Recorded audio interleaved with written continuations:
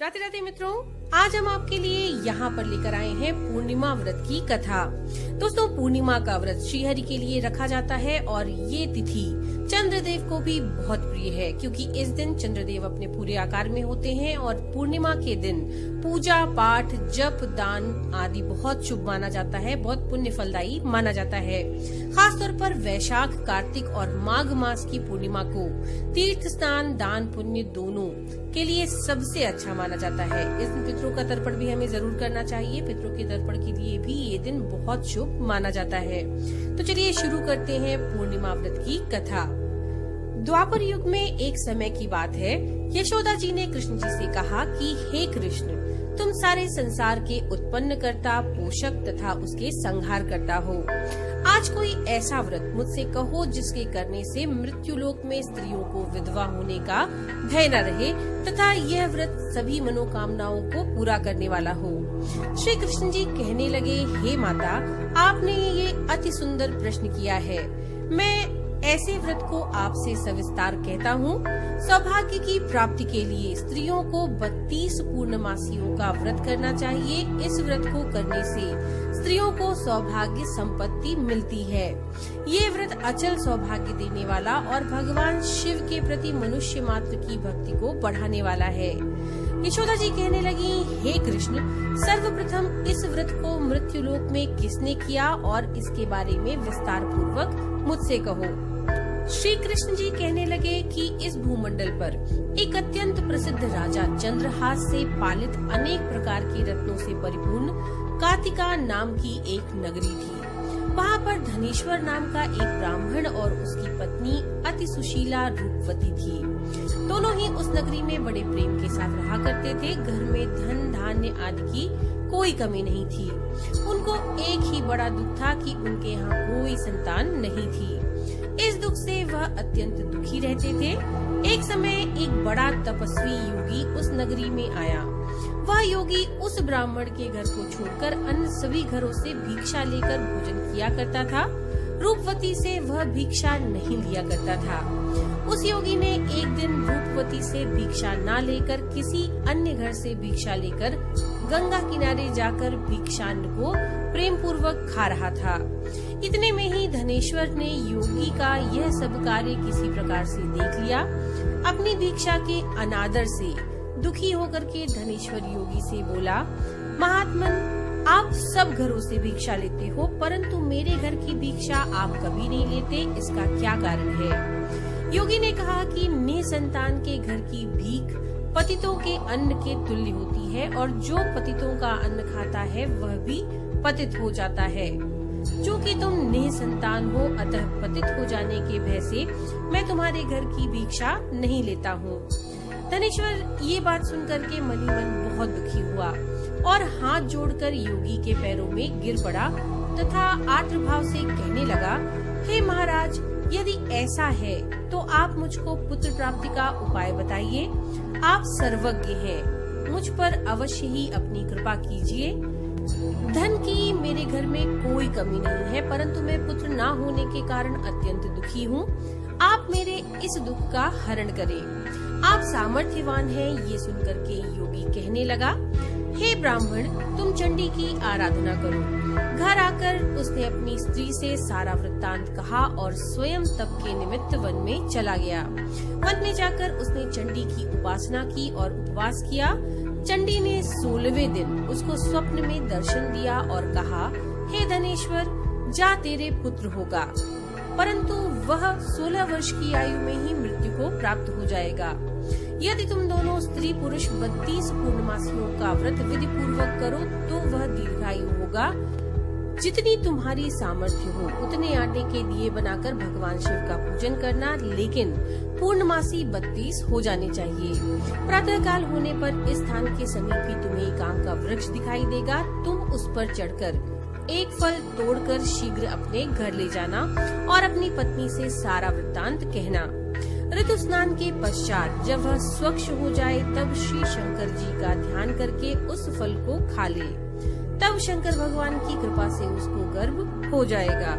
जब वह ब्राह्मण प्रातःकाल उठा तो उसने उस स्थान पर ही एक आम का वृक्ष देखा जिस पर एक अत्यंत सुंदर आम का फल लगा हुआ था।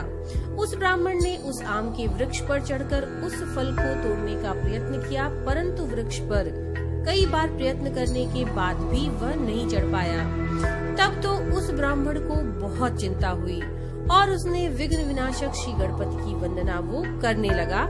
हे दयानिधे, अपने भक्तों के विघ्नों का नाश करके उनके मंगल कार्य को करने वाले, दुष्टों का नाश करने वाले, रिद्धि सिद्धि को देने वाले, आप मुझ पर कृपा करके मुझे इतना बल दें कि मैं अपने मनोरथ को पूर्ण कर सकूं। इस प्रकार गणपति की प्रार्थना करने पर उनकी कृपा से धनेश्वर वृक्ष पर चढ़ गया और उसने एक अति सुंदर आम का फल देखा। उसने विचार किया कि जो वरदान से फल मिला था वह यही है और कोई फल दिखाई नहीं देता। उस धनेश्वर ब्राह्मण ने जल्दी से उस फल को तोड़कर अपनी स्त्री को लाकर दिया और उसकी स्त्री ने अपने पति के कथनानुसार उस फल को खा लिया और वह गर्भवती हो गई। देवी जी की असीम कृपा से उसे एक अत्यंत सुंदर पुत्र उत्पन्न हुआ जिसका नाम उन्होंने देवीदास रखा। माता पिता के हर्ष और शोक के साथ वह बालक शुक्ल पक्ष के चंद्रमा की भांति अपने पिता के घर में बढ़ने लगा। भवानी की कृपा से वह बालक बहुत ही सुंदर, सुशील और विद्या पढ़ने में बहुत निपुण हो गया। दुर्गा जी की आज्ञानुसार उसकी माता ने 32 पूर्णमासी का व्रत रखना प्रारंभ कर दिया जिससे उसका पुत्र बड़ी आयु वाला हो जाए। 16वां वर्ष लगते ही देवीदास के माता पिता को बड़ी चिंता हो गई कि कहीं उनके पुत्र की इस वर्ष में मृत्यु न हो जाए। इसलिए उन्होंने अपने मन में विचार किया कि यदि यह दुर्घटना उनके सामने हो गई तो वे कैसे सहन करेंगे।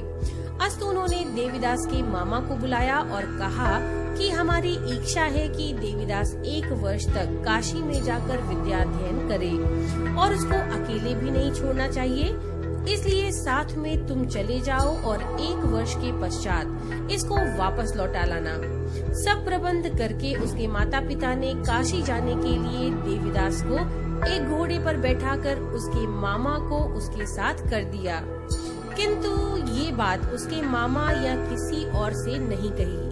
धनेश्वर ने सपत्नीक अपने पुत्र की मंगल कामना तथा दीर्घायु के लिए भगवती दुर्गा की आराधना और पूर्णमासियों का व्रत करना आरंभ कर दिया। इस प्रकार बराबर 32 पूर्णमासी का व्रत पूरा किया। कुछ समय के पश्चात एक दिन वे दोनों यानी मामा और भांजे मार्ग में रात्रि बिताने के लिए किसी ग्राम में ठहरे। उस दिन उस गांव में किसी ब्राह्मण की अत्यंत सुंदर, सुशील, विदुषी और गुणवती कन्या का विवाह होने वाला था। जिस धर्मशाला के अंदर वर और उसकी बारात ठहरी हुई थी, उसी धर्मशाला में देवीदास और उसके मामा भी ठहरे हुए थे। संयोगवश कन्या को तेल आदि चढ़ाकर मंडप आदि का कृत्य किया गया तो लग्न के समय वर को धनुर्वात हो गया।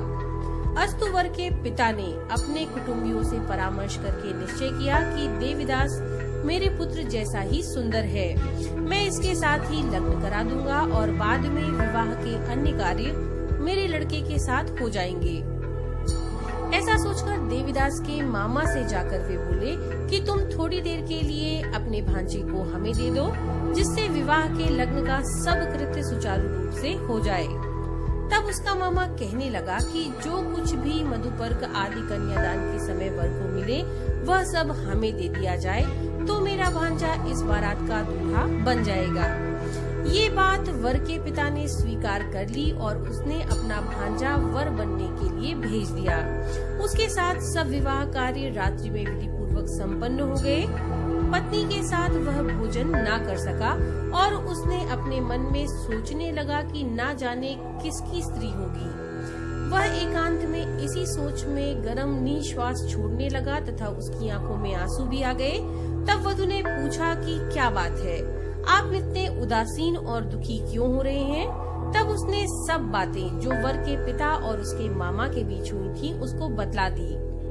तब कन्या कहने लगी कि यह ब्रह्म विवाह के विपरीत हो कैसे सकता है?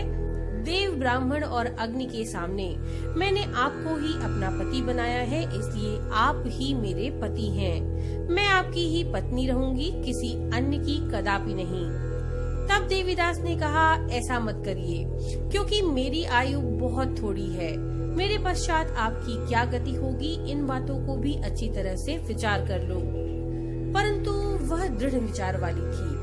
बोली कि जो आपकी गति होगी वही मेरी गति होगी। हे स्वामी, आप उठिए और भोजन करिए, आप निश्चय ही भूखे होंगे। इसके बाद देवीदास और उसकी पत्नी दोनों ने भोजन किया तथा शेष रात्रि वे सोते रहे। प्रातःकाल देवीदास ने अपनी पत्नी को 3 नगों से जड़ी हुई एक अंगूठी दी, एक रुमाल दिया और बोला, हे प्रिय, इसे लो और संकेत स्थिर चित्त हो जाओ। मेरा मरण और जीवन जानने के लिए एक पुष्प वाटिका बना लो, उसमें सुगंधि वाली एक नव मल्लिका लगा लो, उसको प्रतिदिन जल से सींचा करो और आनंद के साथ खेलो कूदो तथा उत्सव मनाओ। जिस समय और जिस दिन मेरा प्राणांत होगा ये फूल सूख जाएंगे और जब ये फिर हरे हो जाएंगे तो जान लेना कि मैं जीवित हूँ। ये बात निश्चय कर समझ लेना, इसमें कोई संशय नहीं है। ये समझा करके वो चला गया। प्रातःकाल होते ही वहाँ पर गाजे बाजे बजने लगे और जिस समय विवाह का कार्य संपन्न करने के लिए वर तथा सभी बाराती मंडप में आए तो कन्या ने वर को भली प्रकार से देखकर अपने पिता से कहा कि ये मेरा पति नहीं है। मेरा पति वही है जिसके साथ रात्रि में मेरा पाणी ग्रहण हुआ है, इसके साथ मेरा विवाह नहीं हुआ है। यदि यह वही है तो बताए कि मैंने इसको क्या दिया। मधुपर्क और कन्यादान के समय जो मैंने भूषणादि दिए थे उन्हें दिखाए तथा रात में मैंने इसे क्या गुप्त बातें कही थी वह सब सुनाए। पिता ने उसके कथनानुसार वर को बुलाया। कन्या की ये सब बातें सुनकर वह कहने लगा कि मैं कुछ नहीं जानता। इसके पश्चात लज्जित होकर वह अपना सा मुंह लेकर के वहाँ से चला गया और सारे बाराती भी अपमानित होकर के वहाँ से लौट गए। भगवान श्री कृष्ण बोले, हे माता, इस प्रकार देवीदास काशी विद्याध्ययन के लिए चला गया। जब कुछ समय बीत गया तो काल से प्रेरित होकर एक सर्प रात्रि के समय उसको डसने के लिए वहाँ पर आया। उस विषधर के प्रभाव से उसके शयन का स्थान चारों ओर से विष की ज्वाला से विषैला हो गया, परंतु वृत्रराज के प्रभाव से उसको काटने न पाया, क्योंकि पहले ही उसकी माता ने 32 पूर्णिमा का व्रत पूरा कर लिया था। इसके बाद मध्याह्न के समय स्वयं काल वहाँ पर आए और उसके शरीर से उसके प्राणों को निकालने का प्रयास करने लगे, जिससे वह मूर्छित होकर पृथ्वी पर गिर पड़ा। भगवान की कृपा से उसी समय पार्वती जी के साथ श्री शंकर जी वहाँ पर आए।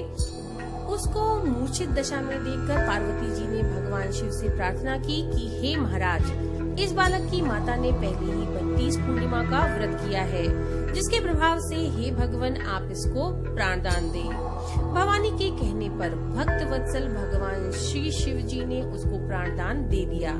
इस व्रत के प्रभाव से काल को भी पीछे हटना पड़ा और देवीदास स्वस्थ होकर बैठ गया। उधर उसकी स्त्री उसके काल की प्रतीक्षा किया करती थी। जब उसने देखा कि उसकी पुष्प वाटिका में पत्र पुष्प कुछ भी नहीं रहे तो वह अत्यंत आश्चर्यचकित हुई और जब वह वैसे ही हरी भरी हो गई तो वह जान गई कि उसके पति जीवित हैं। ये देखकर वह मन ही मन बहुत प्रसन्न हुई और अपने पिता से कहने लगी कि पिताजी, मेरे पति जीवित हैं, आप उनको ढूंढिए। जब 16वां वर्ष व्यतीत हो गया तो देवीदास भी अपने मामा के साथ काशी से चल दिया। इधर उसके श्वशुर उसको ढूंढने के लिए अपने घर से जाने वाले थे। उसी समय दोनों मामा भांजा वहाँ पर आ गए। उनको आया हुआ देखकर उनका ससुर बहुत प्रसन्नता के साथ अपने घर में लेकर के आया। उस समय नगर के निवासी भी वहाँ पर इकट्ठे हो गए और सबने निश्चय किया कि अवश्य ही इसी बालक के साथ कन्या का विवाह हुआ था। उस बालक को जब कन्या ने देखा तो वह पहचान गई और कहा कि ये तो वही है जो संकेत करके गए थे। तदुपरांत सभी कहने लगे कि भला हुआ जो ये आ गया। अब सब नगरवासियों ने खूब आनंद मनाया। श्री कृष्ण जी कहने लगे कि इस प्रकार धनेश्वर 32 पूर्णिमाओं के व्रत के प्रभाव से पुत्रवान हो गया और जो भी स्त्रियां इस व्रत को करती हैं वे जन्म जन्मांतर में वैधव्य का दुख नहीं भोगती, सदैव सौभाग्यशाली रहती हैं। यही मेरा वचन है, इसमें कोई संदेह नहीं है। ये व्रत पुत्र पौत्रों को देने वाला तथा संपूर्ण मनोकामनाओं को पूर्ण करने वाला है।